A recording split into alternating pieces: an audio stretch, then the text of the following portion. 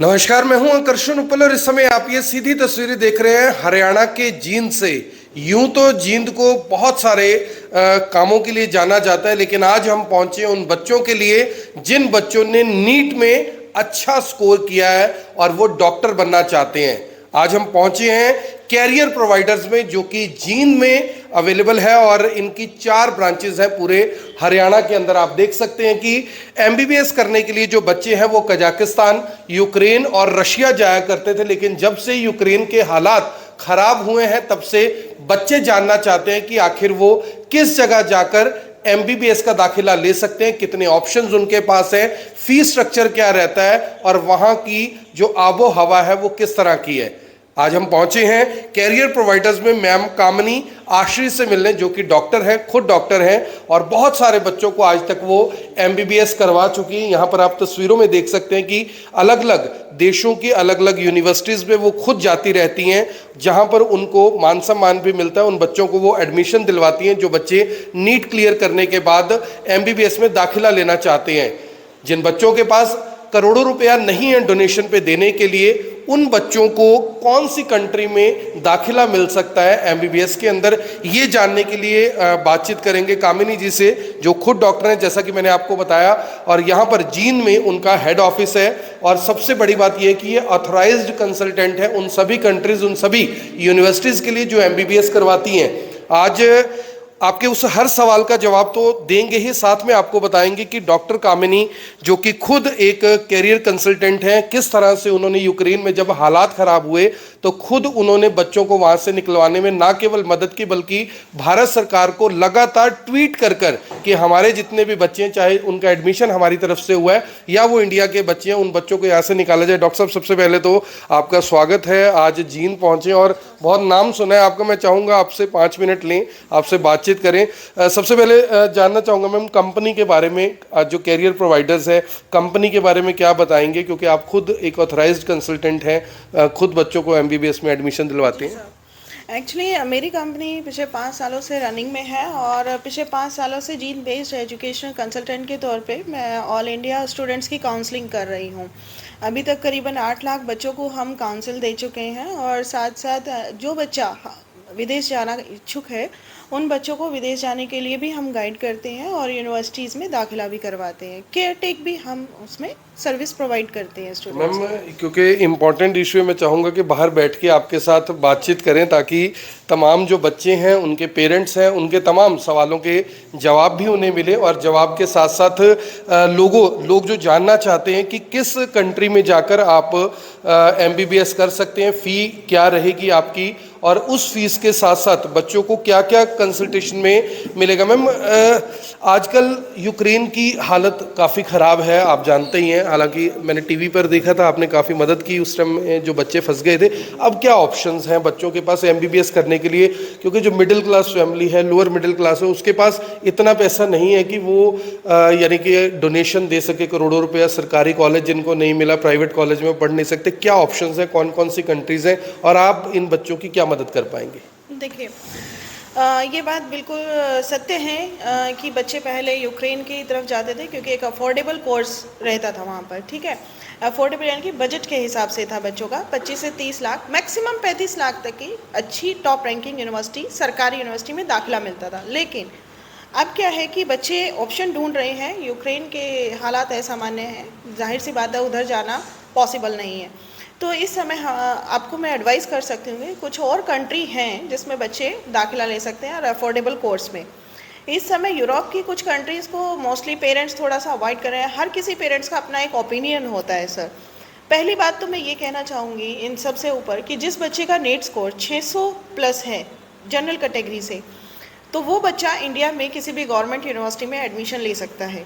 ठीक है, और अगर उसका स्कोर जनरल कैटेगरी में 600 के आसपास नहीं है और प्राइवेट कॉलेज मिल रहा है, तो वो प्राइवेट में अगर जिसका जो अफोर्ड कर सकता है, ठीक है, 75 लाख से लेके 1 करोड़ तक के बजट में वो करवा सकता है इंडिया में।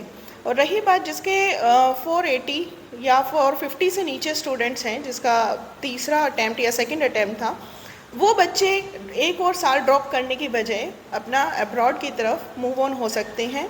बेहतर और अच्छी और सस्ती शिक्षा उनको मिल सकती है। इसके लिए हमारा मार्गदर्शन रहेगा आप लोगों के लिए, और तत्पर 24 घंटे हमारी सर्विसेज काउंसलिंग के लिए तैयार हैं। जी मैम, यहाँ पे सवाल ये आता है, कुछ लोगों को डाउट होता है ऐसा, जिनमें से मैं भी एक हूँ, कि क्या वहाँ से एमबीबीएस करके जब हम आते हैं, क्या हम इंडिया में प्रैक्टिस कर सकते हैं? क्या अब्रॉड के लिए जो चांसेस है, जैसे कनाडा है, ऑस्ट्रेलिया है, वहाँ पे डॉक्टर्स की काफ़ी ज़रूरत है, इंडिया के बच्चों को प्राथमिकता भी देते हैं, प्रायोरिटी देते हैं, तो क्या अगर हम इन कंट्रीज से अगर एमबीबीएस करके जाते हैं तो वही इंपॉर्टेंस रहती है बच्चों की? बिल्कुल, देखिए बच्चों के अंदर मन में ना काफ़ी जिज्ञासा रहती है कि मतलब जस्ट +2 पास बच्चा होता है और वो उसको इतनी नॉलेज नहीं हो पाती है। बहुत सारी नॉलेज लेने की क्यूरियोसिटी रहती है, कभी इंटरनेट के थ्रू, आप सोच सकते हैं सोशल मीडिया के थ्रू या यूट्यूब चैनल के थ्रू। बहुत सारे बच्चे सोचते हैं, लेकिन कई बार मिसगाइड हो जाते हैं, बहुत सारे कंसेप्ट सामने आते हैं। तो मैं आपको बता दूं कि जो बच्चा चाहता है, जिसका ड्रीम है अब्रॉड में अच्छी कंट्री में सेटल होने के लिए, अब आपकी ही बात को मैं बड़ा करती हूँ, यूएसए, कनाडा, इनमें बच्चे भी जाना चाहते हैं, लेकिन डायरेक्ट एडमिशन लेना इट्स नॉट पॉसिबल। ठीक है, पहले तो मैं ये बात क्लियर कर दूँ, बहुत सारे एजेंट हैं जो इस चीज़ को मिसगाइड करते हैं। पहली बात तो जो भी इंग्लिश कंट्री है आपकी, वहाँ पर डायरेक्ट एमबीबीएस में जाना इट्स नॉट पॉसिबल। वहाँ का एक क्राइटेरिया होता है 10+3 ग्रेड, मेडिकल फील्ड में खासकर। तो 10+3 ग्रेड को अगर आप फॉलो करते हैं तो आप तो इंडिया में, जैसे कि बेसिकली हम सब जानते हैं, +2 के बाद आप ग्रेजुएशन में एडमिशन ले सकते हैं। नीट स्कोर हमारे यहाँ पर मैंडेटरी है, नीट क्वालिफाई होना। ठीक उसी प्रकार वहाँ के रूल्स अलग हैं, वहाँ की जो मेडिकल है फैसिलिटी, उस कंट्री के हिसाब से उन्होंने अपने अलग से रूल्स बनाए हुए हैं, जिसमें आपको 10+3 यानी कि +2 के बाद 1.5 साल का आपका या 3 साल का डिप्लोमा मैंडेटरी होगा। देन उसके बाद फिर आपका 5 ईयर का एमबीबीएस कोर्स होगा। देन उसके बाद आपकी 2 साल की इंटर्न रहेगी, और देन उसके बाद भी आप एमबीबीएस की प्रैक्टिस नहीं कर सकते। आपको मैं बता दूं, आपको एमडी या एमएस करना पड़ेगा, क्योंकि जो एमडी एमएस हम उसको बोल रहे हैं, वहाँ पर उसको डीएम बोला जाता है। जी जी, ठीक है, तो डीएम करने के बाद ये करीबन 13 से 14 साल का टाइम पीरियड हो गया, और इसका जो बजट होगा वो 2 से 2.5 करोड़ का होगा। तो जो नॉर्मल फैमिली है वो इतना अफोर्ड नहीं कर पाती, इसी वजह से बच्चे मतलब स्मॉल कंट्रीज़ को चूज़ करते हैं, वहाँ अपना करियर सेटअप करते हैं। यानी कि अपना जो उनको ग्रेजुएशन की डिग्री लेनी है, वहाँ वो ग्रेजुएशन की डिग्री लेते हैं, एमबीबीएस करते हैं। पर बात ये होती है कि जिस कंट्री से वो एमबीबीएस कर रहे हैं, उस कंट्री के उस सरकारी यूनिवर्सिटी के अंदर एक खासियत होती है, किस वजह से वो करें, कि वो कंट्री और उस कंट्री की जो यूनिवर्सिटी है वो यूएसएमली रजिस्टर्ड होती है, प्लैब से रजिस्टर्ड होती है। यानी कि वहाँ से डिग्री करने के बाद आप एलिजिबल हैं, आपके पास पूरे राइट हैं। अगर आप कनाडा में जॉब करना चाहते हैं, आप यूएसए में करना चाहते हैं, तो आपकी डिग्री वैलिड रहेगी। आपको जिस तरह इंडिया में आने के बाद एफएमजी देना पड़ता है, ठीक उसी तरह वहाँ पर भी आपको एग्ज़ाम देना पड़ेगा प्लैब का।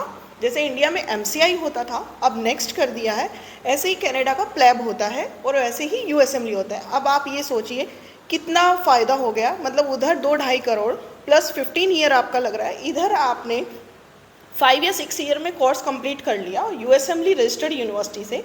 आपको जिस प्रकार एमसीआई की तैयारी करनी होती थी, उसी प्रकार यूएसएमली की कीजिए, और आप वहाँ जॉब के लिए एलिजिबल हैं, आपको लाइसेंस मिलेगा। क्यों नहीं मिलेगा? बहुत डिटेल में आपने बहुत अच्छी जानकारी दी मैम। अब सवाल ये है, जो लोग जानना चाहते हैं कि जो कैरियर प्रोवाइडर्स हैं, आप कहाँ कहाँ पे एडमिशन दिलवाते हैं? क्योंकि हमने नेपाल का सुना है, इंडिया का सुना है, उज्बेकिस्तान सुना है, मुझे तो 3 ही कंट्रीज़ पता है। क्या इसके अलावा भी बच्चों के पास और ऑप्शन है तो क्या वो प्राइवेट यूनिवर्सिटी है, गवर्नमेंट यूनिवर्सिटी है, फीस स्ट्रक्चर कैसा रहेगा, और आप क्या क्या मदद करेंगे उनकी? देखिए, मैं आपको बता देती हूँ। पहले हमारे यहाँ मेडिकल काउंसिल ऑफ इंडिया का रूल चलता था, जिसके अंदर ये था कि हम गवर्नमेंट यूनिवर्सिटीज़ को ही प्रेफर करते हैं, क्योंकि गवर्नमेंट यूनिवर्सिटी की ऑथराइजेशन रहती है मोस्टली। प्राइवेट यूनिवर्सिटी को रिकॉग्नाइज नहीं किया जा सकता, प्राइवेट कभी भी बंद हो सकती है। प्राइवेट का ऐसा कंसेप्ट होता है कि आज खुली है, वो भी लीज की प्रॉपर्टी पे, और कल को बंद हो जाए तो नो वन टेक गारंटी। ठीक है सर, तो ऐसे में आपके पास ऑप्शन है कि आप, बेहतर यही है कि आप गवर्नमेंट यूनिवर्सिटी चूज़ करें। दूसरी बात कि हमारे पास कौन कौन सी, मेरा पर्सनली, मैं कभी भी ऐसे काम नहीं कर सकती कि मैं यहीं से बात कर लूँ, यूनिवर्सिटी से कॉन्ट्रैक्ट ले लूँ, नो। मेरा पर्सनल अपना विजिट रहता है। बीते दिनों मैं पिछले 5 साल से इसी लाइन में हूँ, और मैं अपना पर्सनली विजिट रहता है वहाँ पर, पर्टिकुलर 15 से 20 दिन मैं वहाँ पर यूनिवर्सिटी कैंपस देखती हूँ, यूनिवर्सिटी के अंदर फैसिलिटी जो जो प्रोवाइड हो रही हैं, फैकल्टी कितनी है वहाँ पर, डिपार्टमेंट्स कितने हैं, क्या वो सारे डिपार्टमेंट हमारे इंडियन स्टूडेंट्स के लिए मतलब सफिशिएंट है, क्या वो उतने डिपार्टमेंट्स वहाँ पर पढ़ाए जा रहे हैं, एग्ज़ाम कितने सेमेस्टर में होते हैं कवर, और इनके हिसाब से time period duration of course कितना है, लैंग्वेज कौन सी है, खाना पीना रहने के साथ साथ हर चीज़ की सुविधाओं का देखना पड़ता है। मेट्रो नज़दीक है, कभी ऐसा ना हो यूनिवर्सिटी कैंपस से काफ़ी दूर हो हॉस्टल, या बच्चा फ्लैट में भी रह रहा है तो वहाँ मेट्रो की सुविधा ना हो। आजकल लड़कियाँ हैं तो टैक्सी वगैरह अवेलेबल है या नहीं है, जिस कंट्री, हाँ एयरपोर्ट भी नज़दीक हो। खास करके अब जब से यूक्रेन वाला सीन हुआ है उसके बाद से मोस्टली हमारी मतलब इस चीज़ पे ज़्यादा फोकस गया है कि हम जो भी कंट्री चूज़ करें या जो भी यूनिवर्सिटी हम कॉन्ट्रैक्ट लें वो यूनिवर्सिटी आपके एयरपोर्ट के नज़दीक हो, हार्डली 10 से 15 किलोमीटर की दूरी पे। तो ऐसे में हमारे पास सिलेक्टिव कंट्री हैं। आपका मैं बता दूं कि सबसे पहले तो हम प्रेफर करेंगे नेपाल। नेपाल के अंदर प्री मेडिकल के बेस पे आप मतलब जैसे आपको ये क्या है प्री बुकिंग, ठीक है, तो वहाँ पर नेपाल जो है वहाँ पर आपकी प्री बुकिंग के हिसाब से आपको 45 लाख का पैकेज पड़ेगा अगर आप प्री बुकिंग, हाँ पूरे 4.5 प्लस 1 साल इंटर्नशिप 5.5, हाँ इंक्लूडेड है। और ये आपकी पैकेज रहेगा यूनिवर्सिटी का ट्यूशन फीस का, और उसमें प्री बुकिंग आपको देनी होगी 5 लाख जो स्टार्टिंग में वो करते हैं, काउंसलिंग वगैरह इंडिया की तरह प्रोसीजर है। यूनिवर्सिटी के अंडर में काठमांडू मेडिकल कॉलेज यूनिवर्सिटी, उसके अंडर में 9 मेडिकल कॉलेजेस हैं। ठीक जैसे इंडिया में काउंसलिंग होती है वैसे ही आपकी वहाँ काउंसलिंग पार्टिसिपेट होता है और उसी के हिसाब से आपका एडमिशन होता है। अब नेपाल है हमारे नज़दीकी देश, भाषा मिलती है, हिंदी भाषा सामान्य है, अब सबको पता है कि हिंदी कॉमन है वहाँ पर और हमारे यहाँ पर भी आसानी से बोली जाती है। वीज़ा का भी कोई इशू नहीं है, वीज़ा का कोई इशू नहीं है, ऑन अराइवल वीज़ा मिलता है। दूसरी बात ये कि एक दिन में 4 फ्लाइट चलती हैं, आप कभी भी आ सकते हैं, कभी भी जा सकते हैं। बाय रोड अगर आप जाना चाहें तो 5,000 रुपये की टैक्सी होती है, आपके पेरेंट्स कभी भी आ सकते हैं, जा सकते हैं, नो डाउट। एक दिन में 4 फ्लाइट होना मायने रखता है सर, ठीक है, 1 घंटे की फ़्लाइट है। दूसरी बात यह है कि नेपाल के अलावा अब और अदर कंट्री कौन सी हैं। नेपाल के अलावा हमारे पास कजाकिस्तान है, किर्गिस्तान है। कजाकिस्तान की 3 घंटे की फ़्लाइट है यहाँ से। आप कजाकिस्तान की जो कैपिटल है अलमाती, वहाँ पर करीबन 3 से 4 यूनिवर्सिटी है, मेडिकल यूनिवर्सिटी, आप उनमें दाखिला ले सकते हैं। किर्गिस्तान कैपिटल में 2 मतलब कैपिटल के अंदर 2 मेडिकल यूनिवर्सिटी है, वहाँ एडमिशन ले सकते हैं, जहाँ का कजाकिस्तान और किर्गिस्तान का बजट भी लगभग सेम ही रहेगा, 25 से 27 लाख के करीब। कुछ कम पैसे वाली भी यूनिवर्सिटी हैं बजट के अकॉर्डिंग, लेकिन वो फैसिलिटी फिर उतनी ही डाउन होती जाती है। और कौन कौन सी कंट्रीज हैं? आर्मेनिया है, जॉर्जिया है, रशिया है और उज्बेकिस्तान है। करीबन 7-8 कंट्री हाँ बिल्कुल अवेलेबल हैं। और आर्मेनिया अफोर्डेबल रहेगा, जॉर्जिया भी अफोर्डेबल रहेगा और रशिया में भी आपको बेहतर अच्छी शिक्षा मिल सकती है। यूक्रेन के बाद रशिया का ही नाम चला है, सालों साल हमने सुना है। तो ये थे हमारे साथ मैम कामिनी आशी, डॉक्टर हैं खुद, मैंने आपको बताया, और इनसे ज़्यादा कौन समझ सकता है कि किस बच्चे के लिए कौन से ऑप्शन बढ़िया रहेंगे। सबसे अच्छी बात जो मुझे यहाँ पर लगी कि इनके पास कंट्रीज़ के जो ऑप्शन हैं वो बहुत ज़्यादा हैं। अगर आप भी नीट क्लियर करने के बाद इस असमंजस में हैं कि किस जगह से आप MBBS करें, तो आप एक बार द कैरियर प्रोवाइडर्स हैं जींद के अंदर, जो कि हरियाणा में है, यहाँ पर आकर संपर्क कर सकते हैं। जो लोग बाहर से हैं वो नीचे दिए गए नंबर पर कॉन्टैक्ट कर सकते हैं। कॉन्टैक्ट करने में मैम से भी आप डायरेक्टली बात कर सकते हैं ताकि आपकी किसी भी सवाल का जो जवाब है वो आपको मिल सके। मैम लास्ट में पेरेंट्स से, बच्चों से कुछ कहना चाहेंगे? कई बार जल्दबाजी में गलत डिसीजन हो जाते हैं, कई बार गलत एजेंट के पास फंस जाते हैं। आपकी लिमिटेड कंपनी है, अच्छी कंपनी है, पिछले लंबे समय से आप लोग अपनी जो कंसल्टेंसी है वो दे रहे हैं। पेरेंट्स से, बच्चों से क्या कहेंगे लास्ट में? जी मैं यही कहना चाहूँगी, देखिए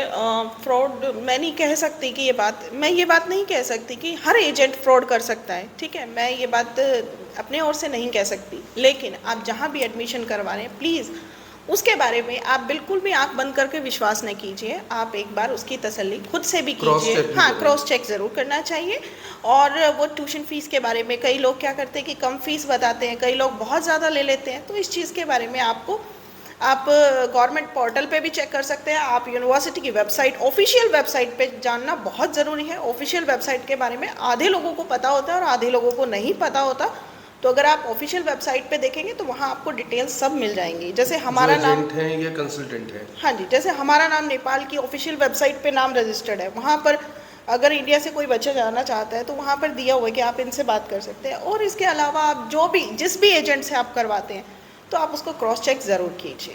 क्रॉस चेक ज़रूर करें ताकि एमबीबीएस करने के चक्कर में कभी ऐसा ना हो कि आप कुछ एडवांस किसी एजेंट को दे दें और आपका पैसा फंस जाए और बच्चा भी अब्रॉड ना जा पाए। कई बार कुछ वादे गलत तरीके के हो जाते हैं, जी आपका बच्चा जाएगा तो हम आपको खाना पीना उसका फ्री करवा देंगे, रहना फ्री करवा देंगे। यहाँ पर कोई आपके साथ फेक कमिटमेंट नहीं होगा, जो आपको वहाँ पर मिलने वाला है वही चीज़ आपको बताई जाएगी। और सबसे अच्छी बात यह है कि बीच बीच में जो डॉक्टर साहब हैं वो खुद जाते रहते हैं इन यूनिवर्सिटीज़ में, अपने बच्चों से मिलकर आते हैं जिन बच्चों के एडमिशन करवाए हुए हैं, और उनसे पूछते भी हैं कि क्या आपको कोई दिक्कत तो नहीं यहाँ पर आ रही, ताकि उनकी तरफ से उनकी बात रखने के लिए यूनिवर्सिटी से बात की जा सके। मेरी आप सभी से अपील, जो भी लोग इस वीडियो को देख रहे हैं इसे साथ के साथ जरूर शेयर करें। मैम आपका थैंक्स, आपने इतनी इंपॉर्टेंट इन्फॉर्मेशन दी। और आप मैं फिर कहना चाहूँगा कि अगर आप मिलना चाहते हैं मैम से तो आप जीन में आ सकते हैं। जीन में कैरियर प्रोवाइडर्स के नाम से इनकी कंपनी है और यहीं पर इनका ऑथराइज्ड जो हेड ऑफिस है वो भी है, और यहाँ पर आकर हर तरह की जानकारी भी आपको मिल जाएगी। मेरी आप सभी से अपील, इस वीडियो को देखें भी, इसे शेयर भी करें। आप देख रहे हैं IP24, मैं हूँ आकर्षण उपल, जीन से आप सभी के साथ लाइव। धन्यवाद।